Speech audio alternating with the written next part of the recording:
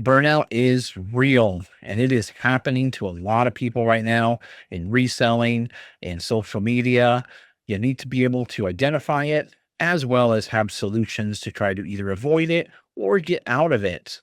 Stay tuned and let's discuss.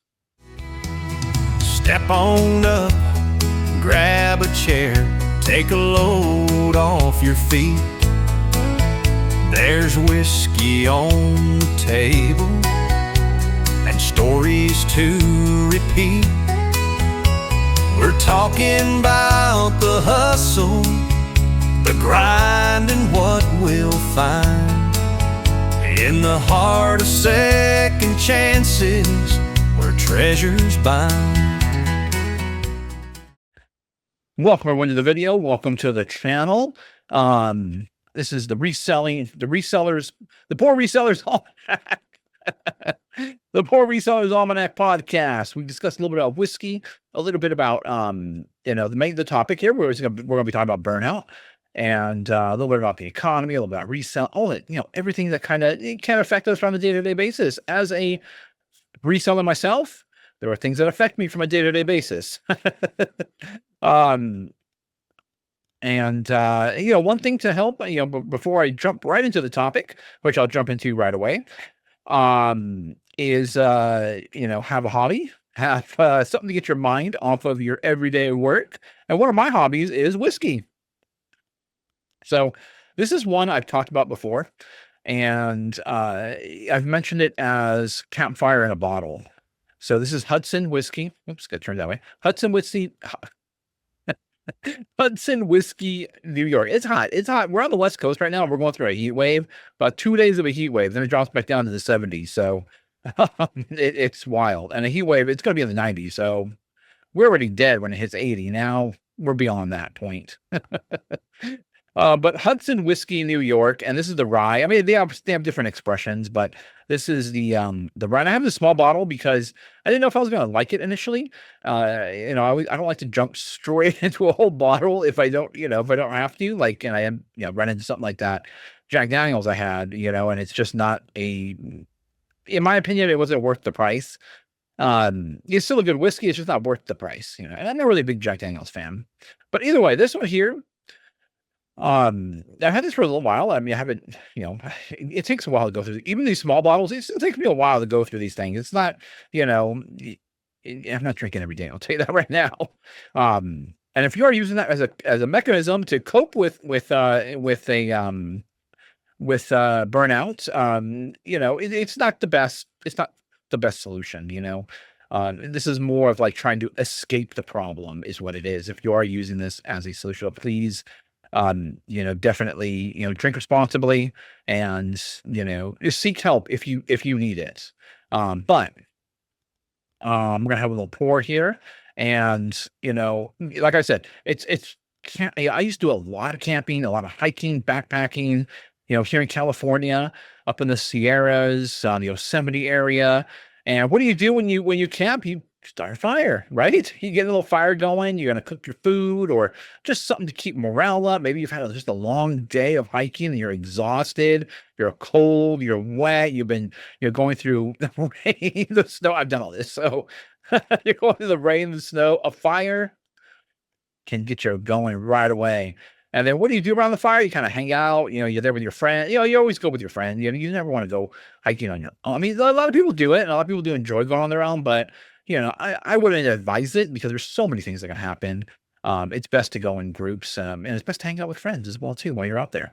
So this always takes me straight back to just, being out in the woods around a campfire, hanging out with friends, and whenever I describe whiskey, it's always about the experience. It's always pulling me to an experience, to perhaps a time in my life, and that's one thing why I like whiskey. I don't really get that from other spirits. Maybe other people do.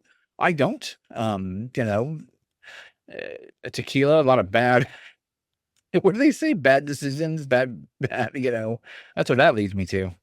But this is a really, really good whiskey. So if you like rye, if you like smoky whiskeys, this is the one to go. This is the one to go with right here. Make sure it's clean. Yeah. Okay, there we go. Oh yeah. Oh, sweet fruit on the nose right off the bat. You just get boom hit with sweet, just fruit strawberries. It's the first thing I got right off the bat. Strawberries, just fresh, freshly cut right off the vine. Strawberries is what I got right off the bat there. Maybe strawberry shortcake, a little bit of strawberry shortcake in there. Oh, a little bit of spice. So there's no on the nose of this one. It's very strange because there's no, I don't get smoke on the nose at all. It's all just fruity flavors, just like a fruit salad, just your mix of strawberries, your blueberries, your kiwi, or just a little bit of all those different fruit, in a fruit salad. I don't know why I say kiwi because every fruit salad I have is always kiwi in it. I don't really particularly care for kiwi, but every fruit salad I've had, there's always kiwi in it. Um, yeah, just a nice fruit salad on the nose. That's on the nose. I don't really get too much smoke on the nose. Oh, what it's 46%, 46% alcohol. So what are you at, like 92 proof? So yeah. Let's see what they say really quick, just to, oh my God, I haven't read this bottle in a while. Welcome to New York City, the city that's bold yet refined, artful and unapologetic. The same spirit seeps into our straight rye whiskey, New York State ingredients. Rich grain forward flavor. New York for straight rye whiskey in nearly a century, yada, yada, yada. Bold and spicy. Citrus, honey, bright, mint finish. Do the rye thing. So we know it has at least 51% rye in order to be called a rye. It's probably not 100% rye. There's probably other grains in there as well, but that's going to the sip. The sip is really, for me, where it's at. Mm-hmm. Spicy. Oh yeah. Um, there's heat there. There's a spiciness like that rye brings. It's tingling all over the mouth. You definitely get some of the fruit. You get some fruit on the taste. Now, where I get there's a smokiness in there. There is you don't get the smokiness really. For me, you don't get it on the nose, but as it's going down, it's in your mouth. You take it, it's going down. Your mouth just kind of fills with the vapors, I guess, and then you just get that smoky campfire feeling. That's what it gives. That's what when I'm tasting it. It's so.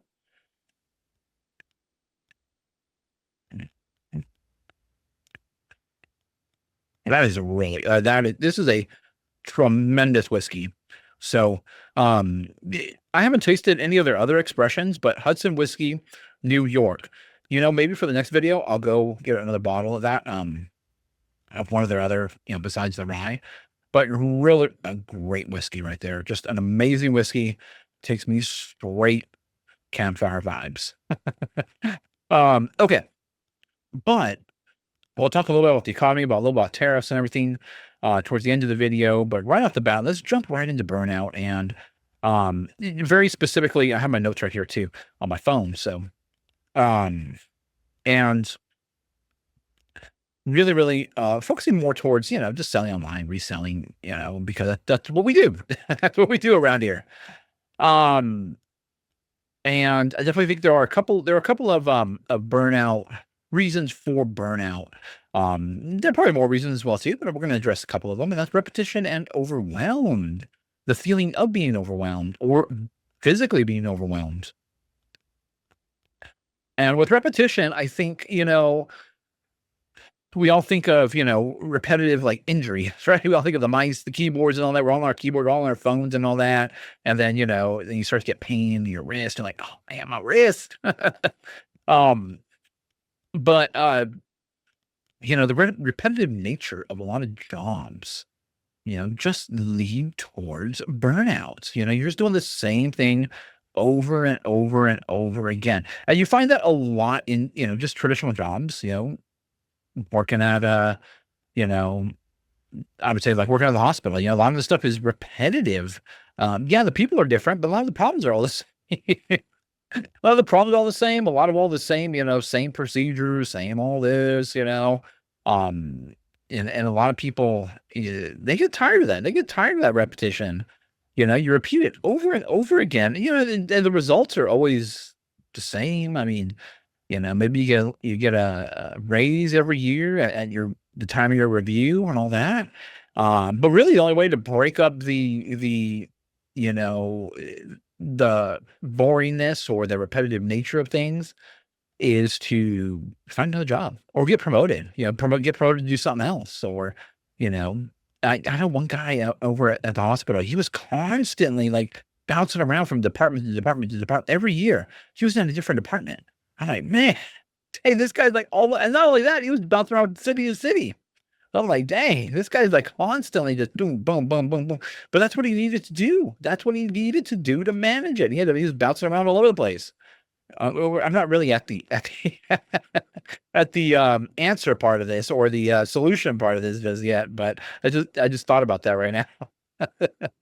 um, so you're just repeating it over and over again, and then what? You go in at a certain time, you have your coffee breaks or whatever, you have your lunch hour, you go back to the same thing, go back to the same desk, go back to the same keyboard, computer, and then you clock out or you walk out or whatever, and then you start your drive home, right? Um, and that really leads to a lot of those. We see all those memes on Instagram and everything where they talk about, oh, this person, just got a brand new job, they're all fresh, excited, they have all these fresh ideas and da da da da, da, and they come in, and everybody's looking at them like, man, who's this guy, man? Can you calm down a little bit? Stop making all these recommendations and da da da da da. It's not gonna change anything, and sure he doesn't. And then eventually, after a year or two, they end up in the same boat as everybody else there. They end up with the same attitude. But why do these people stay there? Why do these people, they end up you starting out fresh and new, and then all of a sudden after a year or two, then they just become, acclimated, I guess. They become, whatever job here is, add the what is it? No, it's the like, where you just become like everybody else at the business, where you just become everybody else at the company or business or whatever, like Ciscoized or something like that. If you work at Cisco, you can be like Ciscoized, just become a part of the whole, a part of the whole workforce, and you just kind of start to fall in line with what everybody else is doing. And it becomes a security. It becomes a security blanket. It becomes you know, there's a sense of, I will always have this job. And I believe it was a mindset of a lot of people, way, way back in the day, when everybody worked at companies forever for a decade, 2 decades, 3 decades. I think really the dot-com era kind of changed that whole mentality. And it's still working through our whole system. We still have this whole mentality that we have to be at a 9 to 5 job in order to make a living. We have to have that security, and sometimes it's hard to break. It's hard to break that. It takes time, generations to kind of break that. To the feeling of that security with those standard jobs, and they're always going to be there. They'll probably always be there. I don't really foresee them ever changing. So why don't they ever, why do they stay there? Why do they end up in, you know, they lose that freshness, they lose that feeling at the beginning of the job that they used to have because of security. They eventually get comfortable and they're like, well, this is my job, and it provides that paycheck, it provides that maybe there's a bonus every so often, the benefits and everything. So they just stay there and they stay living the way that they were. Um, then there's the other, then that kind of leads to the other meme, which I see often, is where you start to learn that, okay, I don't really have to do so much. I don't have to be on 100% of the time. I don't have to, give 100%. I can do 80%. I can do 50%, and the pay is still the same. You still get paid the same. You don't have to put in the same effort as maybe that new person or maybe as other people. And just put in just enough. Just like that, just like from Office Space, where the guy goes, so if it only something, I forgot how that quote goes, but nonetheless, it basically means, you do just enough so you still get paid and you still keep your job. That's it. But yet it's not bringing you that joy or anything that it did when you first started there. That newness just completely, disappeared and went away. And then what happens? You end up staring at the clock. You remember in school, you just stare at the clock. You're like, oh man, when is it gonna be? Was it 3 o'clock? I think it's when school ended for me. I was like, oh man, when is it gonna be 3? Or if you're at a job, when is it gonna be 5? You're just staring at the clock and you're like, do. And you're like, all right, well, I did the work at 50% capacity. I'm good for now. And then you're just sitting there just bored now at that point. Then, you stare at the clock and, it moves even slower when you're staring at it. So, oh, that's bad. That's horrible. It's always like, when you're busy, then all of a sudden the time just starts ticking away. It's like, oh man, I was so busy. I wasn't paying attention to the clock and it just completely ticked away, and I think that's, our preferred way to experience time is to be like, work, get stuff done that you enjoy, hopefully. And then by the time you look at the clock, you're like, oh man, the clock's already, it's almost done already. I think that a lot of us like to be in that type of place. But I think a lot of people end up in the, mediocre, just doing a mediocre job and just like, man, when is it almost over? When can I, call it quits for the day? But then what? Then you have your commute. Then you have the commute to go. If you have a commute, then you have that commute to go home. A lot of people around here I know have that commute. And that's another thing that can, drive you up the wall and cause burnout as well too. And then, that really, really leads to just becoming a cynical person. I mean, we know a lot of these people out there. I know a lot of these people. You just become a cynical person. And, you just spiral into a trap, and you just get stuck there. And then once you're in the trap, then you feel like I'm in the trap. I can't get out now. And that is it. So, and we don't want to be like that, right? We see a lot of people who, at least I've seen a lot of people who are, very cynical and they're not nice people and they don't seem like happy people. So, we would like to try to avoid that if we can. And over at the hospital, there was one of the surgeons that I know who's in this place, in this situation.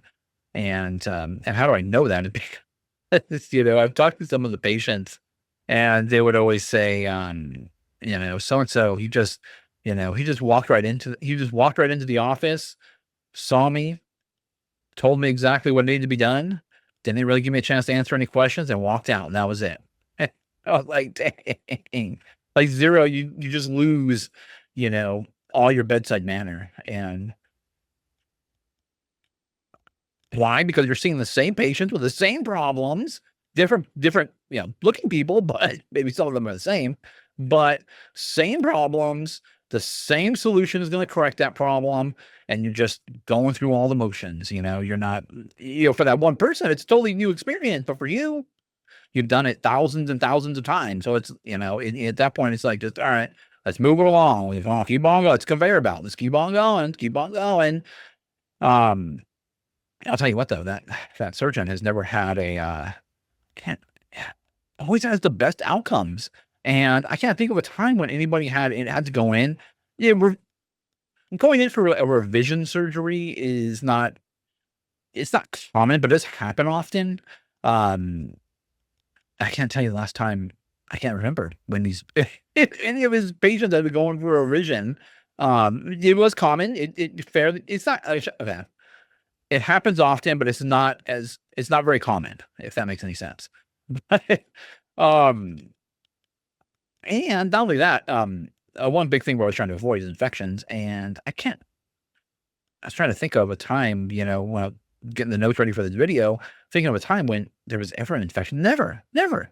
And I'm like, wow. I mean, he's surprisingly, he's really, really good at what he does, but you lose all that bedside manner, after being in the same position, doing the same exact thing over and over and over and over and over and over and over again. So, you know, that is a form of burnout. That is a form of burnout is not just, collapsing to the floor and I'm burnt out and, um, you go down to the bar and you're like throwing them back and it's not necessarily all, there's different types of burnout. I think we just witness and the more dramatic ones are the ones that get the most attention. Um, and that leads into uh oh, actually, no, wait, that leads into the next, being overwhelmed because that could lead to crashing and burning.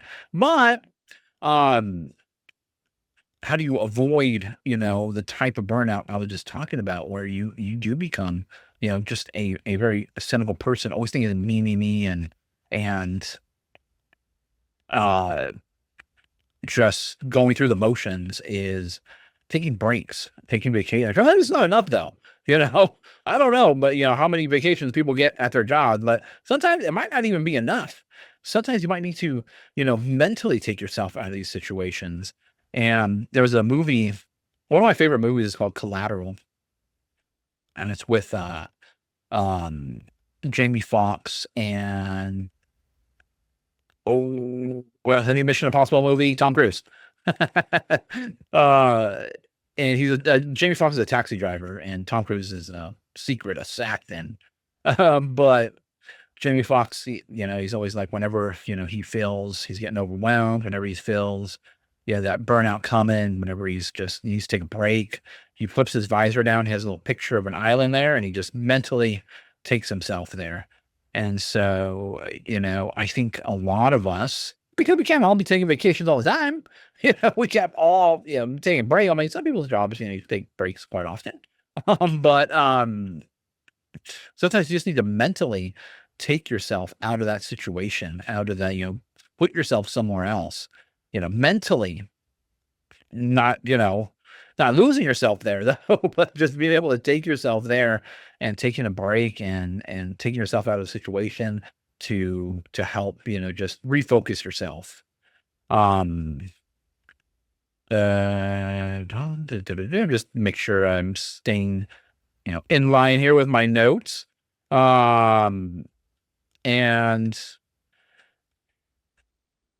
from a reselling perspective, a lot of people always say, rinse and repeat. They always take your item, you find your items, you list it, you buy your item, you list it, and you store it, you sell it, you pack it, rinse, repeat, do it over and over again. And so that could, from a reselling, like there's reselling here, that could really, really just be just a super repetitive. I mean, it just sounds repetitive, right? It is, brain, the basis of it is repetitive.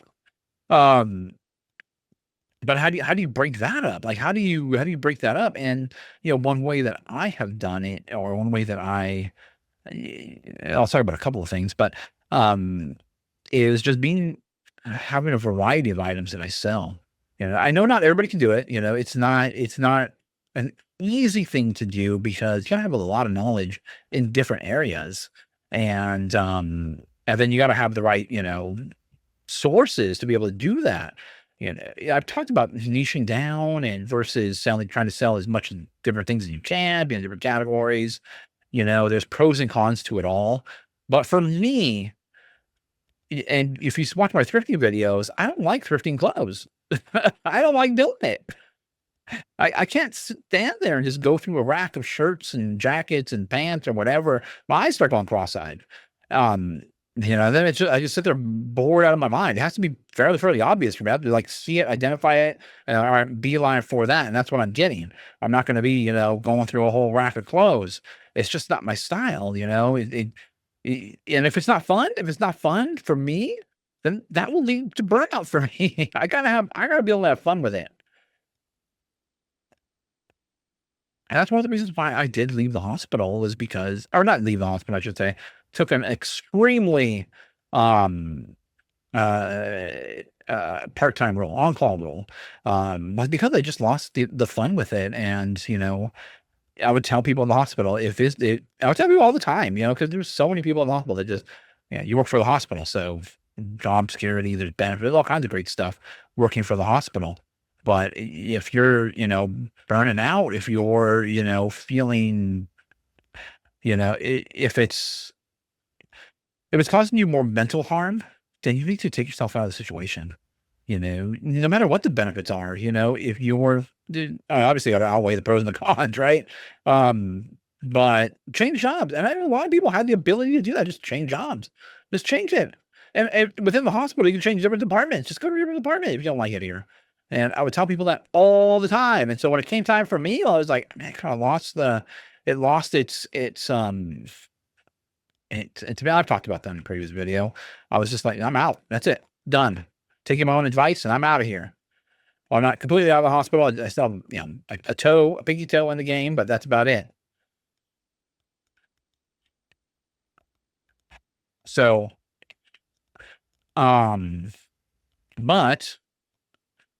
that's one way, that I combat it is by doing a variety of things. It's always something different. Every time I pull an item out, I prep all my items ahead of time.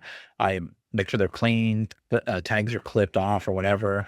Um, I have the listings all pre-done already, so then just ready to snap pictures and quickly take all those things and just seeing the different items and the different items we pull, and it's somewhere in a bio somewhere in my I think it's on my eBay bio or my YouTube bio is all the items we pick up are items that I think are cool and neat and interesting and items that I would personally keep. And I do keep a lot of stuff, unfortunately. I do keep a lot of stuff. Like I have a couple of keyboards right here that I use. I have 3 mice here that I use.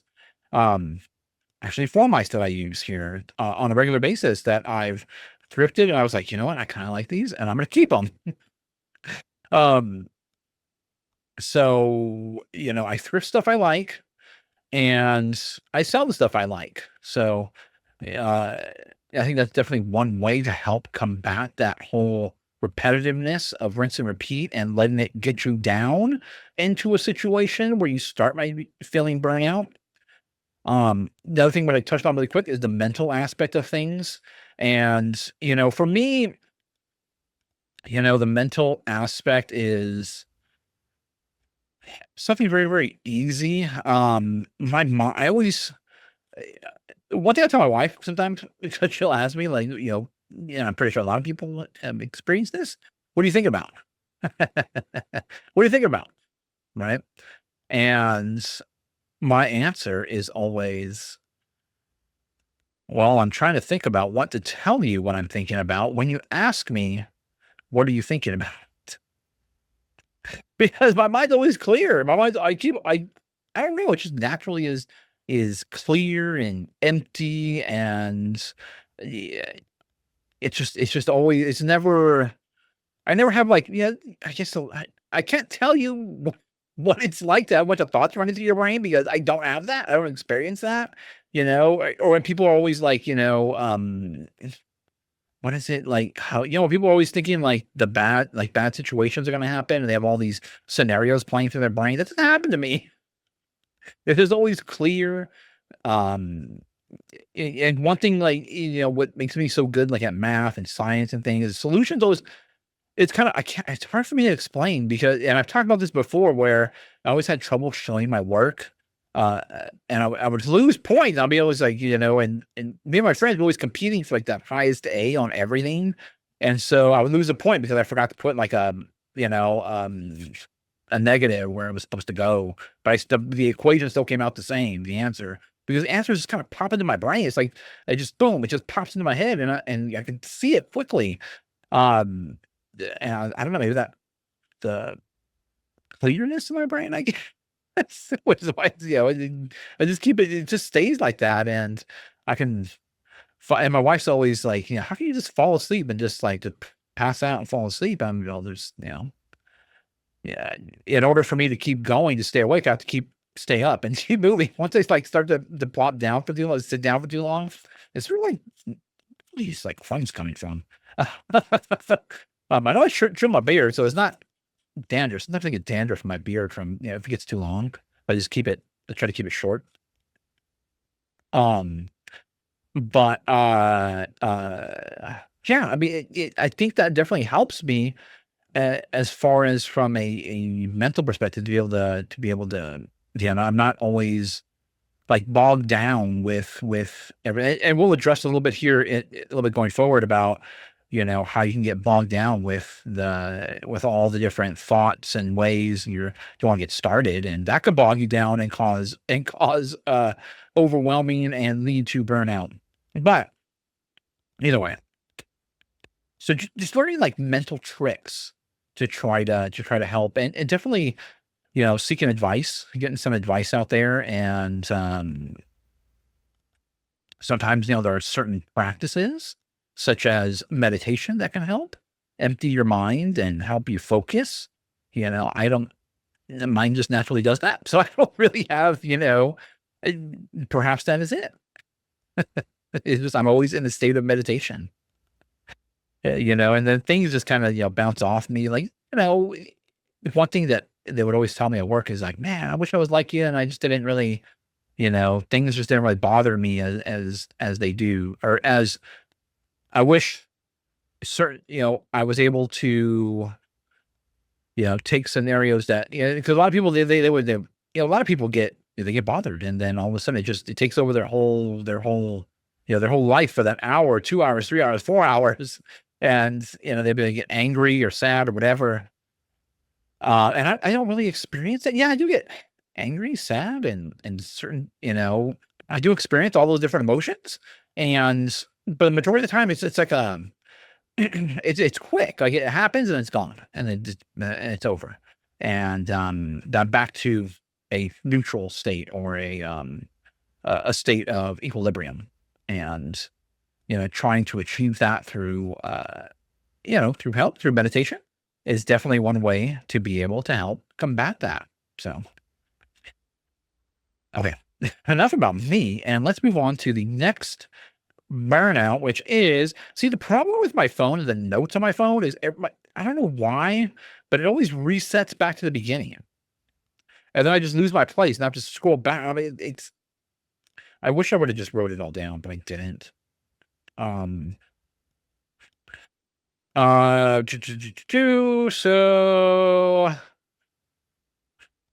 trying to maintain a clear mind, um, is one way to help prevent burnout. Yes, that was my last thought here out my notes that I'm getting to here. Um, and trying to, it's tough. I know it's tough. I hear people tell me that it's tough to do that, but for me, I just don't. Yeah, I don't know. It's hard for me to offer advice on it because I don't experience that, but I'm pretty sure there's some people. Yeah, I've been told I'm not a very good teacher with my kids and stuff. They're like, "Well, you're not teaching very well." That's the answer, and that's it. So I hope I'm explaining everything pretty clearly for everyone here, and I hope this information helps. But let's move on here. So I think what a lot of resellers end up with, and what a lot of resellers where they've experienced burnout, is with their inventory, and having too much inventory, usually, because the shopping part of reselling is generally the fun part. At least I know for most people, that is the part that is the easiest part. It's easy just to go out to the thrift stores, go out to the bins, go out to the flea market, wherever, and buy items, buying items, accumulating items. Obviously, which items to buy, which items not to buy, that's not the topic here. It's more so just having that big pile of inventory, and you're staring at it and you're like, oh man, now what do I do? I have this big old pile here. I have all this stuff. Where do I start at? Um, and do, do, do, do. And so one of the things is, when you have like these overwhelming, the thought of overwhelming starts to appear. You start to see that big old pile of items. You're like, oh man, you're already starting to get over. It's starting to bubble over, and then the easiest thing to do is kind of just push it to the side. Just push that to the side. Let's deal with that later. You find a spot in your garage, your house, or wherever to shove it, and we're good. We'll just shove it there for right now, and we'll deal with that later. But then what happens is you go back out and you start getting more items, and you keep shoving them that place. You shove them over there. Eventually, you have nowhere else to put it, and then that's when you get totally overwhelmed, and then that's when the crash can happen. That's when the pressure just builds up too much. Too much pressure starts to build up.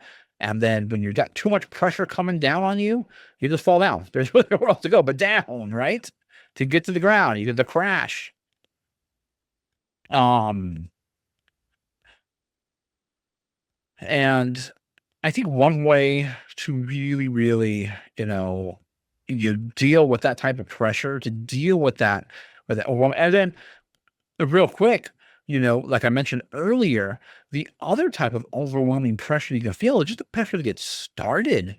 Like some people are like so eager to get started, like, well, I want to do this. I want to get started in reselling.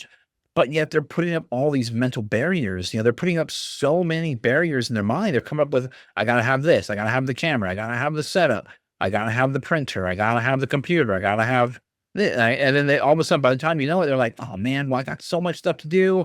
It's just weighing down their mind, and then they just don't do it. They become so overwhelmed, they just quit, or they're just like, "Oh man," they get crushed by all of that, and they get knocked down, and they're like, "Oh well, maybe I'll do it when I'm a little less overwhelmed." But then they go right back to that cycle. They start thinking about it again, and it starts all over again.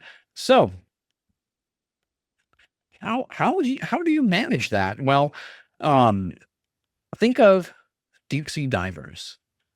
People that do deep sea diving deal with a ton of water pressure, and they have to first of all become acclimated to that pressure. You got to become used to that pressure. Going down, first of all, you can't just go straight down. You need to slowly go down. You go slow down a few feet, a few more feet beyond that. You get acclimated at each level. And then even on the way back up, as all that pressure is crushing down on you, they come back up slowly. They have to. They have no choice. You have to come back slowly. You can't just do it all at once. You'll die. Or it'll be very painful for you. It'd be incredibly painful. Um, but they take it in small steps, in small strides, small blocks. They go up a little bit, they stay there, they get acclimated, they take the next step. How do we translate to reselling? You have a gigantic pile of stuff. They got to take it in small batches. What do you want to deal with first? How do you do you deal with large complex problems first and then leave those smaller problems at the end? Or do you like dealing with those smaller problems first and then leaving those more complex problems? As far as like listing items, you have a big old pile, you have them listed, taking those small items first. I definitely like to list things like DVDs. That can be really repetitive for me, and I don't really like to do it. But they're so quick and easy to list. They're so fast, and the pictures, the listings, everything is so quick and easy. Um, I might do a video, or I might talk about it later. We'll see about pictures and all that. 'Cause I know a lot of people struggle with pictures, and I don't think it's pictures that they're struggling with. It's creating the overall listing. A lot of reselling channels will be like, so many people struggle with pictures and taking pictures. This is the picture setup you need. There's so many. Get this camera, do this, do that. But it's not. I don't think it's the pictures that are really the problem, because that's bad. That's easy. It's setting up the whole listing. And we'll discuss that more. I'll probably save that for another video. But what was I saying? So like DVDs, that's so easy for me. I have a DVD right here. I just bought this. This is actually for myself though. I'm gonna put this in my collection. probably sell it too, just to make some money back on it. But this is going to putting it on my my server. I don't have this movie or this show.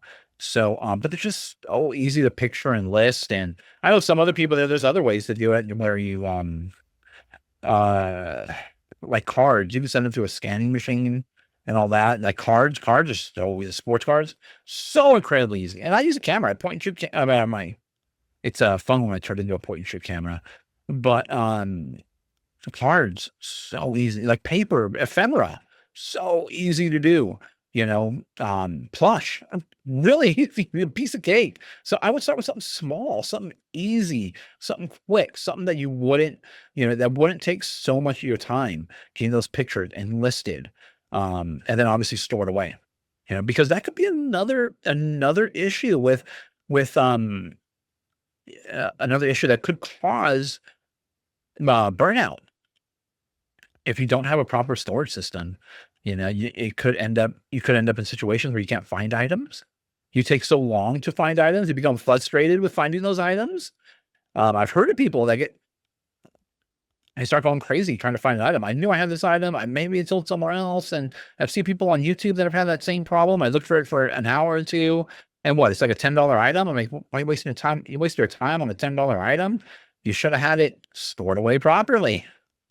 So that could be another way. You could be staring at you should have all your items listed and then not filed away properly. And it's just a giant, pile of stuff, just like your unlisted pile.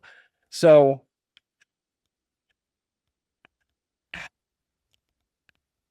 setting up a proper storage system as well too is very, very important to what we do. Not just for pulling items, not just for being able to ship items out quickly, but for your own sanity, for your own, it's nice to go upstairs into my, down here, you don't see my garage in the background, but sometimes you see it pop through. Got my picture station over here. Then I have another station where I kind of drop my items off as I'm picturing them, and then they move on up. So this station right behind me, I just have a bunch of stuff. Not really even a station; it's just an area. A lot of this stuff that's unfiled away. It's not filed away yet. And so that eventually gets moved up into my extra room where all my inventory is. And it's all lined up nice and neat. Everything's most of the stuff's in banker boxes. I have a station for toys and games, board games and stuff like that. A station for plush and everything, or area for plush. So I have, all these different, I have it all organized. So when I walk up there, I know exactly where things are. I'm not stepping over things, not tripping over things. There's no big piles of things in the middle of the floor, or anything like that. Everything is well organized. I'm able to find stuff, pull stuff really easily. And it just makes it a little bit more of an effortless job when it comes to shipping. And plus, seeing everything in a nice, organized manner also helps. It helps. I don't know many people that can operate in a giant mess. I don't know. I don't know. Maybe those people that are hoarders, can do that. But I think most people, would get frustrated if they're trying to find items in a giant mess of things. So being organized can help combat that. When you're overwhelmed with stuff, and then try not to go back to that. So you're taking all that stuff in small little blocks, taking on the whether you like those small challenges at first and just knocking through them as quickly as possible, or whether you enjoy taking on those large challenges at first and then working your way toward those quick and easy challenges, as far as listing goes and sorting and putting things away. But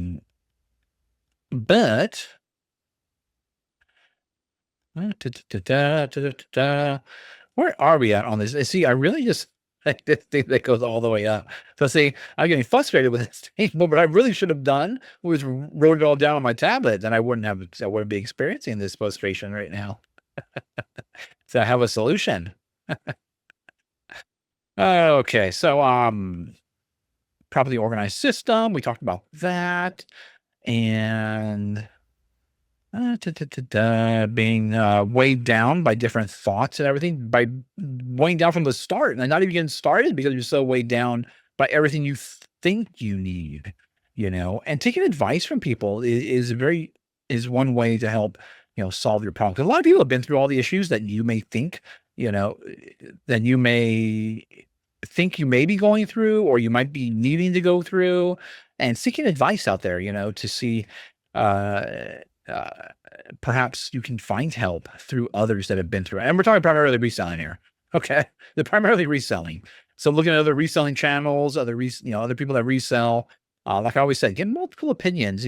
Don't think that because one person is successful at it, that is the way. That is the person whose advice I'm going to follow. That is the model that I'm gonna follow, because it might not work for you. Just remember, everybody is different. You're different from that person. You're different from me. I'm different from that person. I'm different from all the other people that are out there.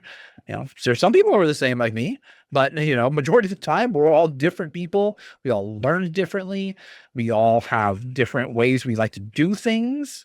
And if you're trying to force the square peg into the round hole, so to use that cliche, it's not going to work. And then you're gonna end up like trying to, trying to use somebody else's formula that works for them specifically.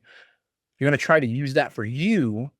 You're just going to end up in the set. You're going to end up burnt out. You're going to end up, like I said, trying to force that square into the round hole, and it's not going to work. It won't work. And then you'll end up burnt out, crash. You'll end up like, oh man, I give up. This is not going to work. I tried the way that's the most successful, that this person said was the most successful way to do it, and it didn't work. Well, you didn't try other ways. You didn't know. That way might not have worked for you. So just be aware of that. And I always said that, get multiple opinions. Get as many opinions as you possibly can. Try them out. How do you learn? Are you a visual person? Are you somebody that can sit there in a lecture and learn that way? Do you need to see it? Do you need to see it? Do you actually need to see it in play? Do you need to see it in action? And then oh, okay, now I get it. Now I see how that works. And how do you learn? You gotta know these things about yourself, and then you can, choose the right path forward. Da-da-da-da.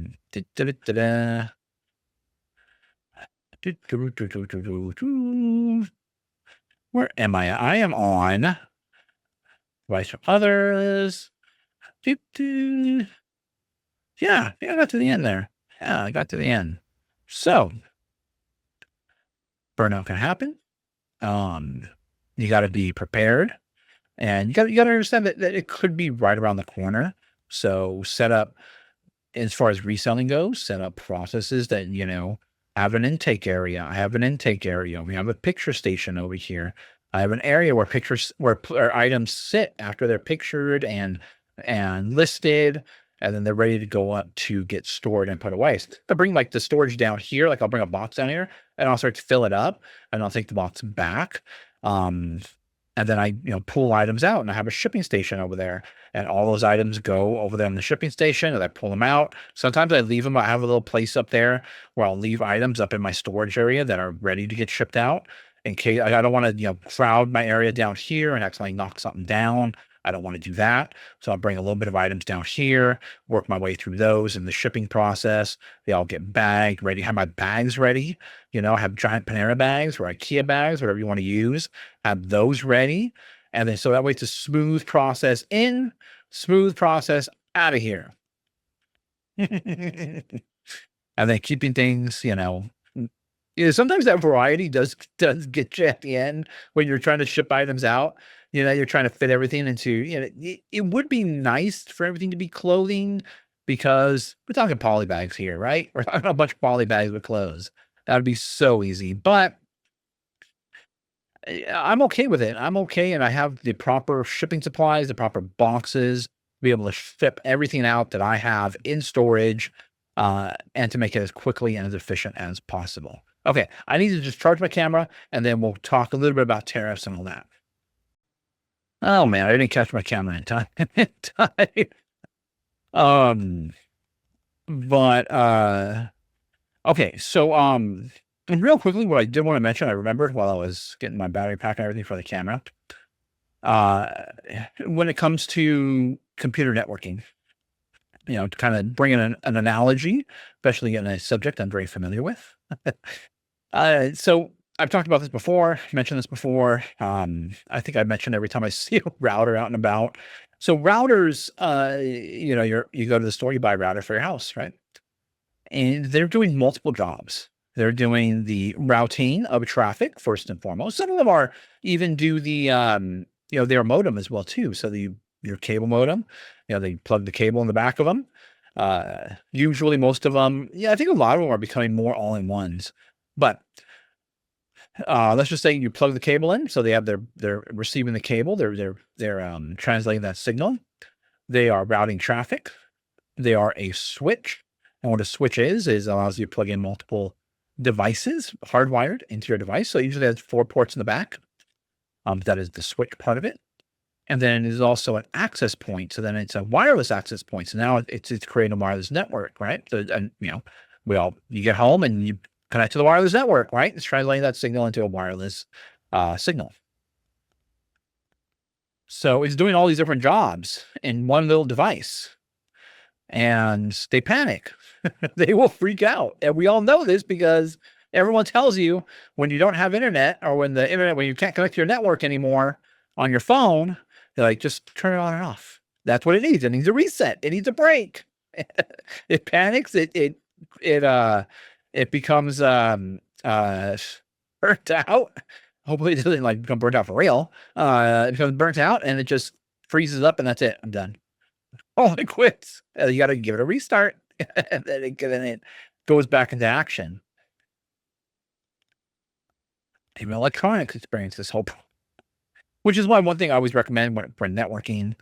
One thing I did at home when the pandemic was occurring, because I knew we needed the internet and we needed it to be reliable. I wasn't going to be resetting and turning things on and off all the time. I created an enterprise level, and I didn't create it. I mean, I just bought the parts and put it all together. Enterprise level network here at my house. And that's why companies use, and why that equipment is very expensive, is they delegate each job out. They have a router to do just the routing. They have a switch to do just, manage all the computers on your network. They connect them all together. They have a modem. They have different access points. They also have different security devices as well too, plugged into the whole system as well. So, they have a device for each job, and all that device's job to do, all that device has to do is that one job, and that is it. So, okay. A lot of talking in there. A lot of talking. But okay, so eBay, really quick, eBay news. Everyone's up in arms over the new policy, which is not for US right now. And but if somebody clicks on your promoted listing, in a standard promoted listing, that is, so it's standard promoted, where you set a percentage aside, that's going to go to eBay. If it sells, if someone clicks on that promotion, it goes to eBay when it sells. If someone clicks on it, all of a sudden that listing becomes active for to be charged that promotion fee. And it doesn't matter who else comes in and buys it. Doesn't have to be that original clicker. It could be somebody else. You get charged for it. And that somebody else doesn't even need to look at the promoted listing. They can just search for it on their own, and they find it on their own without it being promoted, and you still get charged. A little bit curious as to why they're doing that. It doesn't, really make sense, right? Doesn't really make logical sense. Other than, if you're thinking it from making money perspective, then yeah, it does make logical sense. They're going to make more money on that. But the thing is the why. Everyone's trying to figure out why. Why are they doing that? Why are they, it's only a matter of time before it comes to US. And typically think, yeah, they could be coming here to the US. I don't see why not. The only reason why I think they might not be doing it right now is because they want to see how their advertising on Facebook plays out. I think there were only, I forgot what it was, 2 or 3 countries or 4 countries involved in the Facebook deal. So where they'll be showing eBay listings on Facebook Marketplace. And the United States, we're big economy, it's probably a big part of their business. It is a big part of their business. And, a lot of people on Facebook Marketplace around here too. So it's a big part of, it's a big portion, and they perhaps are going to see how that plays out before they implement anything else here for now. Um, it could definitely be something where they are pushing people towards using their other ad services, which is the pay per click method. And I know that that's fairly common out there, is the pay per click. When I have my own, separate website, e-commerce website through Shopify, that's how advertising was. It was a pay per click. That's what it was. It was pay per click. There was no, you pay when the item sells. It was all pay per click. And that's the way that it works. So I definitely think, eBay's standard offering was definitely unique and different.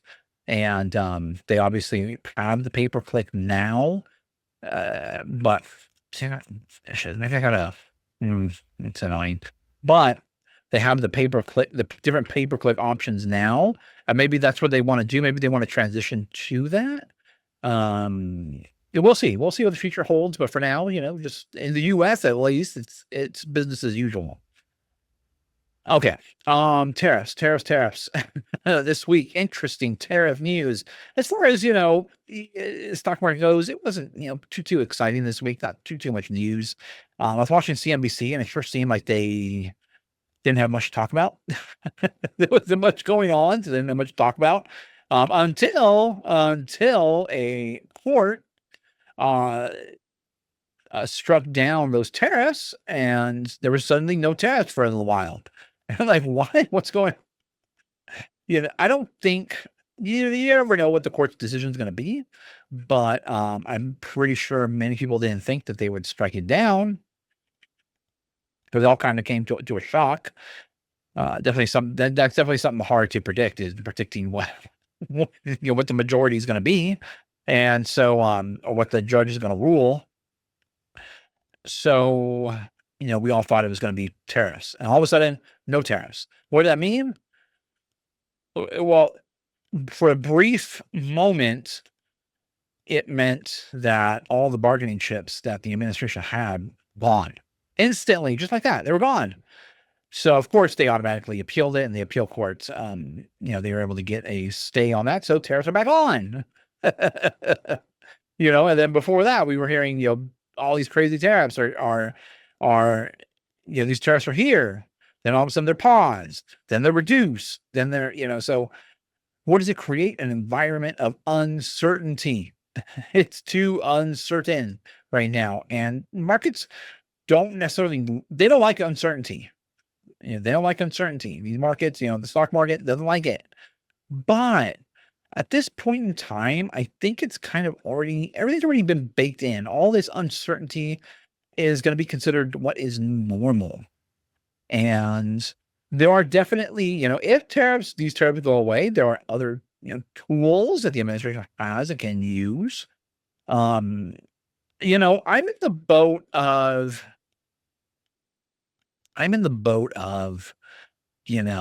let's keep these tariffs. Let's see how this plays out. In reason why is because, let's get some certainty right now. I'm tired of the constant back and forth. This week we had, like, in a matter of a few hours, we had tariffs off, tariffs back on. I'm like, let's just keep it going. Let's see how it's working. Maybe, I really, really want to see, and I've mentioned this before, as far as trade deals, like with the EU and with the UK, I really want to see more. I want to see them accept more imports from our farmers, the food that is, made here in the United States, getting shipped over there, be it fruits, vegetables, grains, or, meat, whatever, dairy. I would like to see more, lower their standards. Well, or change their standards. I don't know if their standards are high or low. Who knows? It's up to, debate, up to, your opinion, where their standard, you consider them to have high standards. Do you consider them, do you like those standards? Do you not like those standards? That's not, what I'm going to discuss here. Is I just feel that, in order, because, middle America and the farming and everything, is a major, major. They play a major role here, and I really, really think they should have. Yeah, I'm pretty sure they have a big footprint in the world right now, but they really, really don't have a major footprint in the EU and the UK due to their standards. Um, so I would like to see them reduce that, not just for Middle America, but Middle California. Believe it or not, there's tons of farming in California. We're not all just tech around here. There is tons of. If you drive through up and down Highway 5, there are tons of farms and dairy farms and fruit, and vegetables, almond trees, as far as the eye can see. It's there's a lot of, I think, good that could be done with these negotiations, and I hope that this, that these farmers and everything are on, in the conversation here, that they are, you know, that they're able to make more money or make more or spread more of their, their crop, ship more of their crops, their meat, their dairy to other places in the world, open up new markets for them. Um, so that's really what I would like to see out of this. Obviously China, yeah, I would like to see lower lower tariffs on China because we get a lot of stuff from China. So, and I'm a tech guy, so I have a lot of tech stuff that comes out from China. So I would definitely like to see. I know they're going to be higher prices. So I would like to see maybe a better deal there. Hopefully, we'll see what happens. But yeah. So other than that, I don't really have anything else much more to talk about. It's getting hot around here, so I'm gonna go fill up my ice water and cool down because it's supposed to be 90. What is it right now? Whew, 93 degrees right now. So that's hot for us. Luckily, we don't have too much humidity. I think we usually stay around. I had a humidity thing around here, but I think around the batteries. I think we generally stay around 40-ish% or so. Most of the time, it's pretty rare. Let's see, what's the humidity right now? Let's see. What is the humidity in San Jose right now? 35%. So 35%. Yeah, we generally stay around that, around 40-ish% humidity around here where we're at. So, because if we have that high humidity, I'm out. I can't be anywhere without humidity. I'm out. I can't do that. I don't do that. High heat. Believe it or not, high heat is yeah. It can't be too dry. I guess I like it just right. Okay, that's it. Thank you for watching. Let me know what you think in the comments down below, and we'll see you in the next video. Hey, you've made it to the end. Thank you guys for watching. If you enjoyed this content, please like the video by hitting the thumbs up. Subscribe to the channel by hitting my little round icon down below. It really does help us out here. Also, you'll find a couple of selections. You'll see a playlist of videos to watch and my most recent video that I did upload.